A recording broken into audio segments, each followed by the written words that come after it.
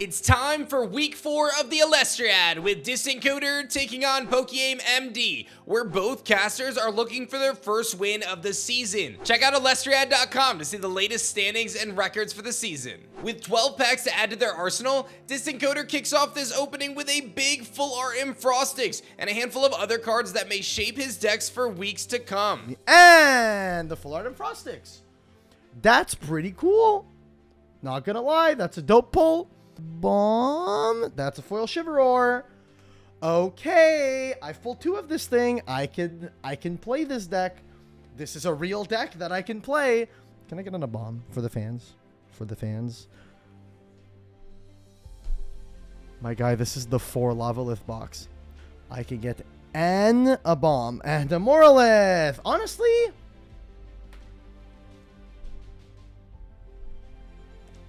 playable. Pokeaim on the Imperawat side has the squad on call as he chases down new cards to enhance his fire deck. Unfortunately, it doesn't quite work out that well.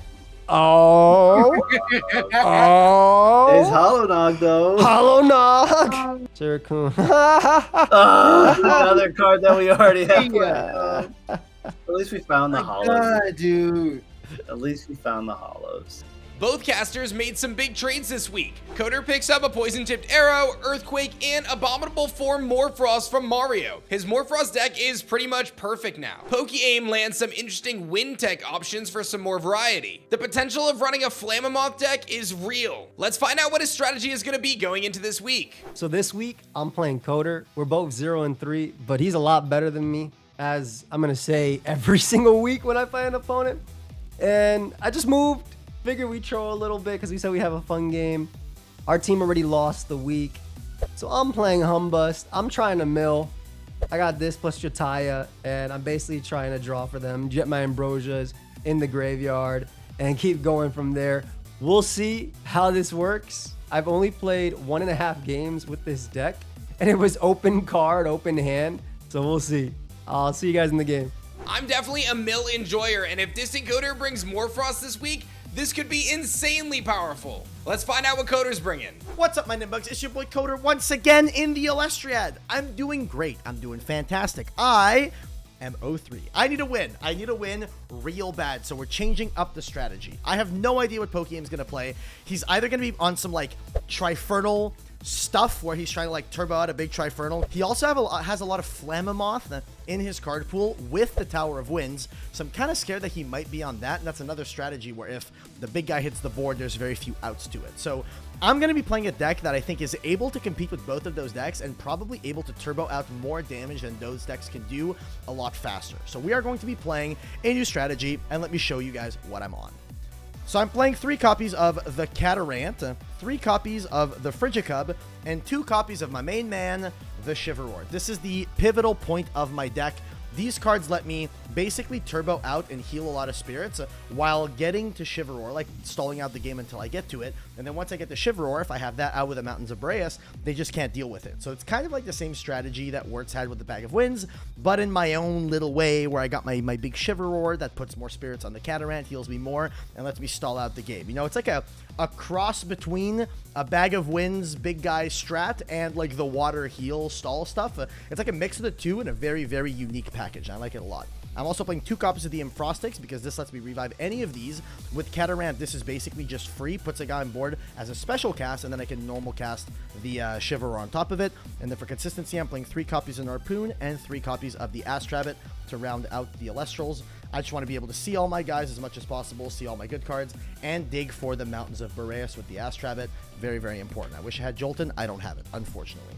Kione is very powerful in this deck because you can go Frostics for the Catarant, which I said again is free because Catarant refunds those spirits, and then go Kione, add back the Frostics, use Frostics again, potentially on another Catarant, which is also free, and then I have 2 bodies on the board for essentially their normal enchantment cost. I'm not paying anything extra for the Frostics. And 2 copies of the Poison Nectar because these guys keep freaking playing draw spells. Like, literally, Wirtz played Circle the Sky with Rabbit and, like, Thunder Spirits to put off the Stadium Rune. So, I want them to stop drawing. I'm sick and tired of them constantly drawing. I'm playing the Poison Nectar. And that's it for the main deck. And then off to the Spirit deck. Very basic Spirit deck count. Very standard. 1, 2, 3, 4, 5, 6, 7, 8, 9, 10, 11 Fleur Mines, 1, 2, 3, 4 Terratlas, 3 Leviathan, and 2 of the Zaptor for my own rabbit. And that's the deck. Let's see how it goes. Best of luck to Joey. Poison Nectar is a super cool tech card, and I don't think Coder realizes just how good it is in this matchup. Both casters looking for their first win of the season. PokeaimMD kicks this one off with an Astrabbit. This is going to be really interesting to watch. So I've played this deck that Joey is running a lot. It's one of my favorite decks to run. The objective of it is to utilize Drataya to draw a ton of cards and gain tremendous card advantage. Then use Humbust to start to mill your opponent, and then the runes that you drew along the way give you that protection to keep it around. This is a really fun strategy, and again, if Coder was using more Frost, this would be almost like an easy win, I think, for Joey in some ways.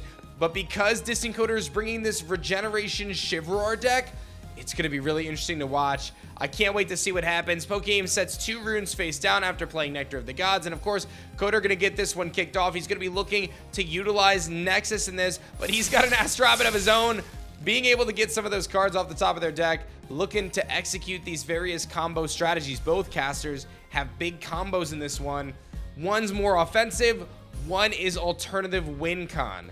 Very excited to see what Pokeaim is going to be able to do here. Coder going to set a couple of runes face down, 3 actually, and his Astrabbit will be hanging out in defense position. Now, Joey does not care about that Astrabbit. He does not care about anything that is not putting on offensive pressure. Ramagem is now going to reveal the strategy, or at least some of the strategy, as it can search out that Drataya on its normal cast, and that's going to allow Joey to begin to execute his strategy of Ambrosia plus Drataya. And what it also do is it'll prevent Coder from being able to use his Ambrosias as well without providing Pokeaim that draw potential. He shows off the Drataya, and now Coder recognizes exactly what he's trying to do, or at least somewhat what he's trying to do. I don't think he's expecting Humbust in this one.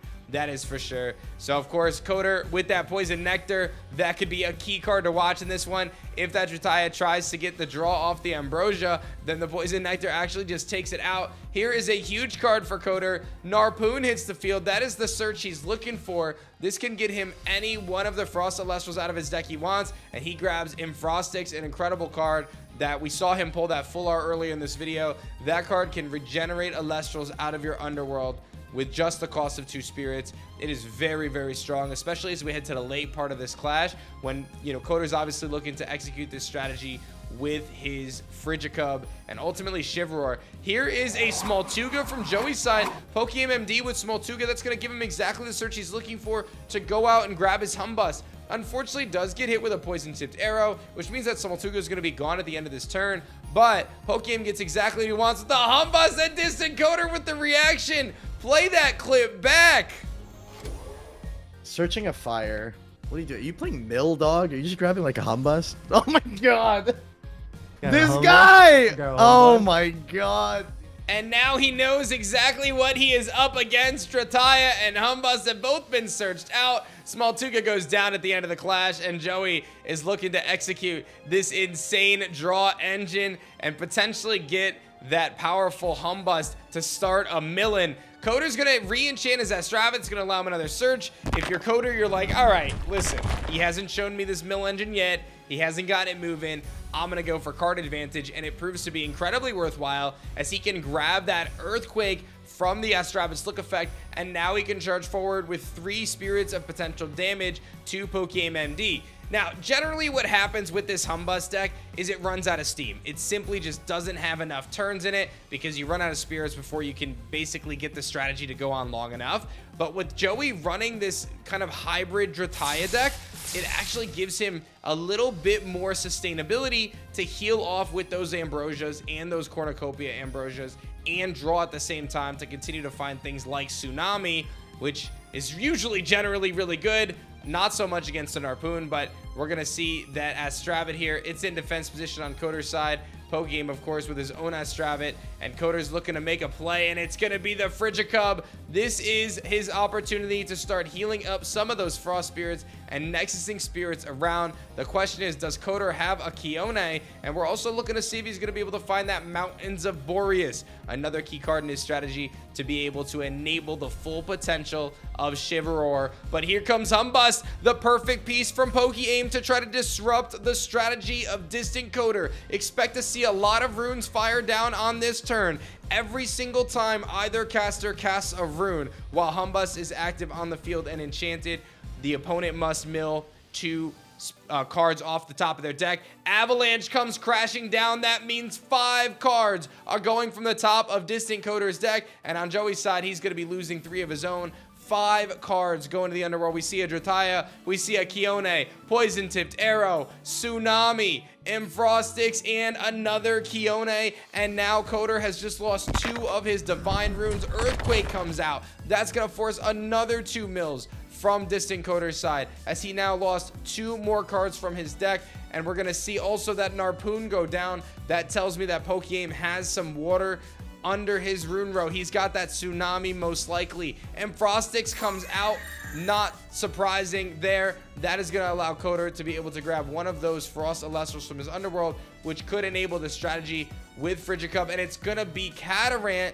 Catarant is massive here because it's going to provide him healing. Now, the thing is, if you're PokeAim, you really need to stay focused on trying to get your Drataya out, get this massive draw engine going, and try to prevent that not the Catarant, but try to prevent Coder from running over your Humbus here, because your win con here is mill. The spirits from Catarant aren't really going to make a huge difference.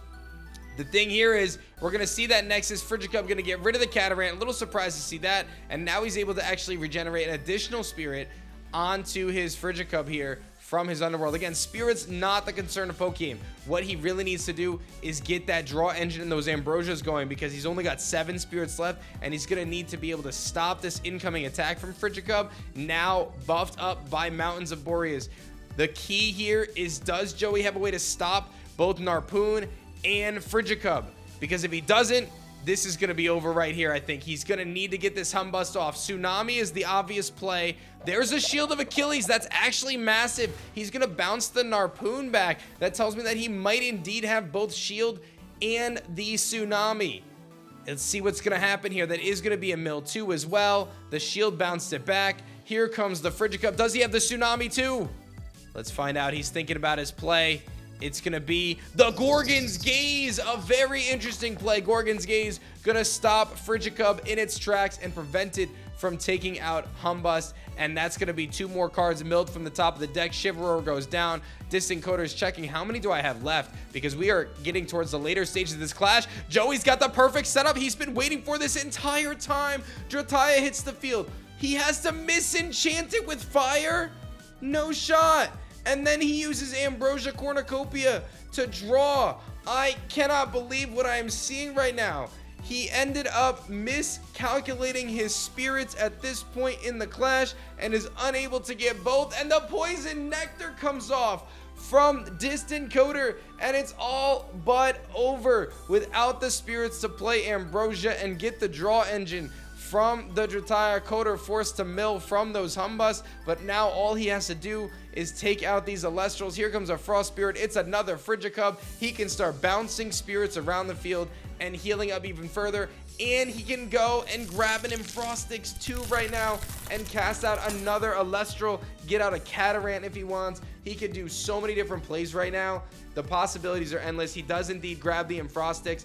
PokeaimMD in such a tough spot because he's got these 3 really awesome defensive Elestrals, but Mountains of Boreas is going to make all of these Frost Elestrals so incredibly strong, and the amount of spirits they're going to have on field is going to be so overwhelming. And this heal engine is going to be big too. Catarant comes out. He's going to heal 2 additional spirits. No, he actually has to go for the Misenchant, which ends up being pretty smart to get around Tsunami. He can Nexus from the Frigicups onto the Catarant and pop that effect to start healing those spirits around. Let's see it. He does indeed go for it. 2 spirits going on to the Catarant. It's unclear whether he's going to do 1 from each Frigicup, but either way, he could basically end up in a situation healing 4 and then enchanting Frigicup, both Frigicups with an additional spirit from the underworld. That seems to be what the play is going to be. Wow, this is insane. He's got 1, 2, 3, 4, 5, 6, 7, 8. I think he's got like 10 or 11 spirits on field right now.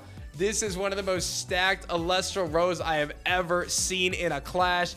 Coder is going to be able to put some serious offensive pressure on this turn as all of these Elestrals are packing over 5 attack. Cataran, I think, is sitting at 5, and both the Frigicubs are sitting at about 6 attack, it seems, and that's going to be very difficult for Pokeaim to deal with. The Humbus goes down. The Frigicub is going to take out the Rabbit. We're going to see the other Frigicub take out their Jotaya, and Astravit is going to seal the deal on this one, clinching this clash. Coder picks up his first win of the season. Check out the standings at Elestriad.com, and I'll see you guys for the next clash tomorrow.